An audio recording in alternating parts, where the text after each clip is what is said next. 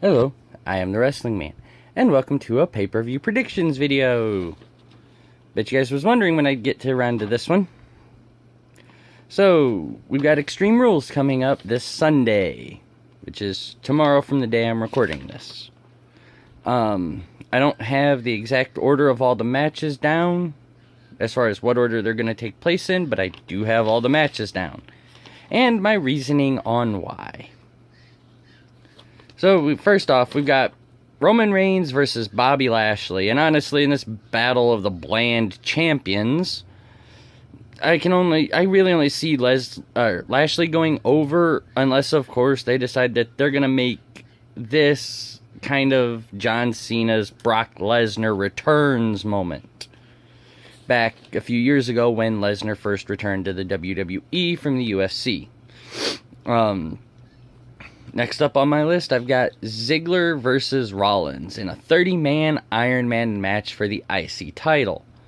Now, don't get me wrong, both men are great, and Rollins isn't really all that much younger than Ziggler, but Ziggler's had his time, and honestly, I see this being more of a give Rollins the match and make him look, or give Rollins the title and make him look really good. Now we come to two of the matches that gave me the most trouble trying to predict. That's the Bludgeon Brothers is the first one, or Bludgeon Brothers versus Team Hell No.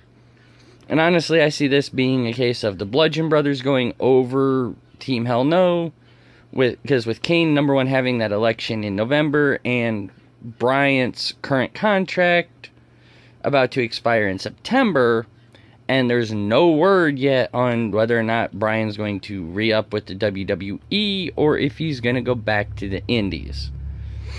So thus I don't see them really giving them the titles, only to have to give it to back, basically, or to another less worthy team, in September. Or in August at SummerSlam. Or in September, really.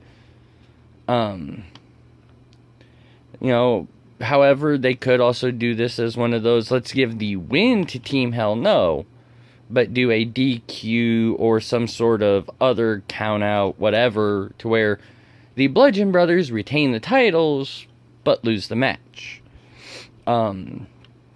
Next up is another one that gave me a bit of a hard time trying to figure out how they're going to do this, is the Deleters of Worlds versus the B-Team. No real reasoning for this other than the B-Team are still a pair of undercard guys.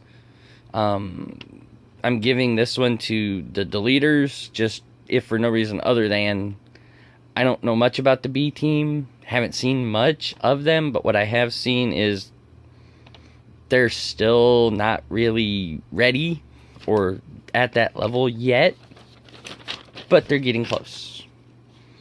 Next up, Carmella versus Asuka. And in this, I've got to say, I'm giving it to Asuka just because of how strong Asuka has been looking by facing off against Ellsworth. Leads me to believe that it's that the WWE sees that it is time for the Empress of Tomorrow to rule the SmackDown roost.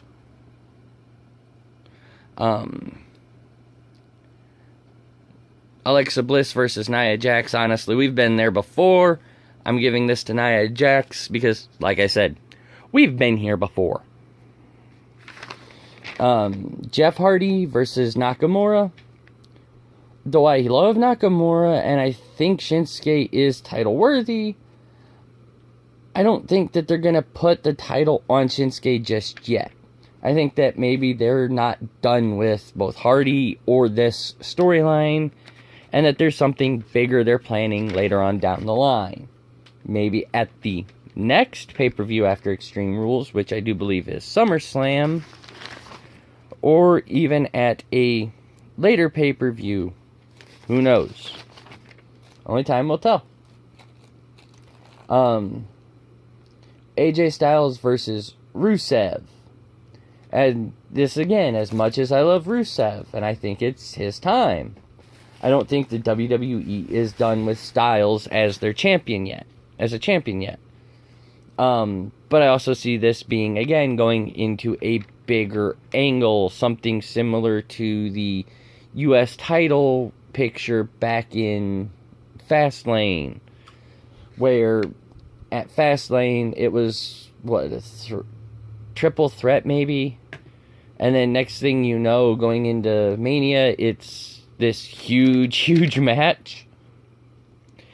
Now we've got, next on the list, we've got New Day versus Sanity. This is going to be one of the kickoff show matches, so who knows really what they're going to do, but I'm predicting that they're going to do this as a Sanity match, or Sanity winning, just as this seems to be, or seems like a feud that can go on for some time. And perhaps that's what they're going to do, is trade wins back and forth, and eventually lead into something bigger. Maybe one team will get a tag title, or get tag titles, or a singles title, and it'll just catapult from there. And finally, the match I'm going to be looking forward to, if for no reason other than the sheer hilarity of it, because let's face it, Kevin Owens is funny as hell. Braun Strowman, even when he's trying not to be funny, he's funny as hell. But Braun Strowman versus Kevin Owens in a steel cage match. And even though I'm going to give this to Strowman, the only way that this is going to go the other way is if they have another Roman v. Lesnar steel cage match. Or debacle, where Roman speared Lesnar through the cage wall, and for whatever reason, the idiot ref either forgot the finish or decided to change the finish at the last minute, and Lesnar won. But otherwise, I see this being the Monster Among Men match. In other words, I see Strowman winning. With that, we'll see how I do when we watch the pay-per-view. This is the Wrestling Man. We've just done a pay-per-view, and I'm really looking forward to seeing the outcomes. So far, I seem to have a rather interesting record on pay-per-views. If you watch any of my previous predictions, you'll see that I've gotten at least 2 matches on every pay-per-view wrong.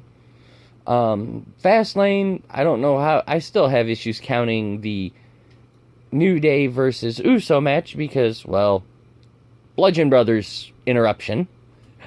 But otherwise, that seems to be my track record, is I always miss 2 matches on an entire card.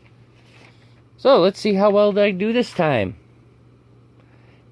I am the Wrestling Man, and look forward to the future. Bye.